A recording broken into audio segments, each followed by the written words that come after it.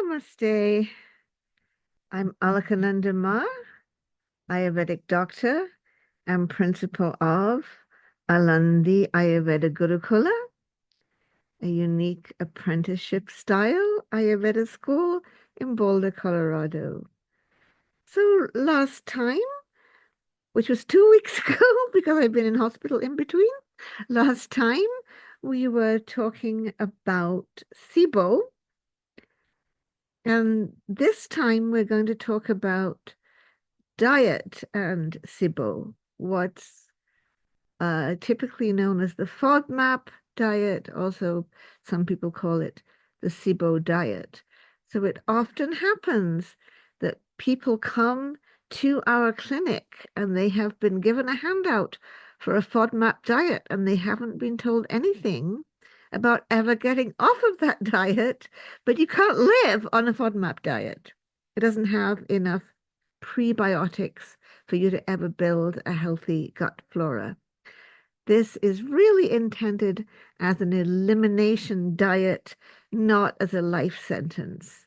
So what you'll need to do is continue your FODMAP diet for a month of treatment, the Ayurvedic treatment with your Ayurvedic herbs that is going to get more to the bottom of the SIBO problem. After you've done a month of treatment, continue that diet for another couple of weeks. It should be done for about 6 weeks. And 2 to 6 weeks, but in Ayurveda, we like to do things more slowly, more gently, more gradually. After that, because it was actually an elimination diet, what you're going to do is start challenges. So you're going to pick out one food each week, because we're going to go really slowly, and you're going to challenge that food using your food and symptoms journal. You're going to see what it's like if you eat that food, take a few days break, and eat that food again. Did that food upset you? If that food caused symptoms like extra bloating or brain fog, you might not be ready to get back to that food next. Yet, well, you might not quite be ready for that food. Try another food. Usually you should start with the foods that, well, I guess I have to go off this, but I never had a problem with.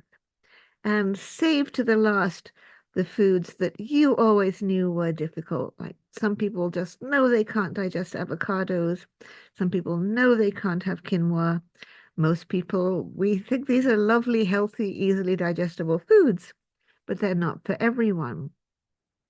Now, it might be through this process that you learn there are some foods that you're never going to be able to get back on. Dairy, if you're lactose intolerant, you don't want to get back on that. Gluten, if you're celiac or gluten intolerant, you're going to need to stay off that. There may be some foods that you find, well, maybe if I have it once in a while, that's okay, because I really like it, but I don't feel quite so great when I have it. So there are some foods you could have from time to time, and there are some foods that after having some nice herbs and treatment and giving yourself a rest, you'll find you can get back on. And then you slowly, over time, the idea is to get closer and closer to eating a normal diet. Because from an Ayurvedic standpoint, we're not about restrictions.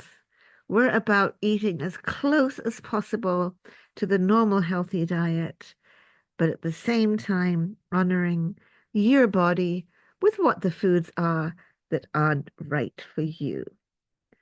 So remember, key point, the FODMAP diet, also known as the SIBO diet, it's not a life sentence. You can't actually live on a limited diet like that. You're going to work slowly, over time, testing foods, bringing foods back, sometimes foods you can have occasionally, and finding out what foods are good for your staples, and gradually having more variety and a nicer diet.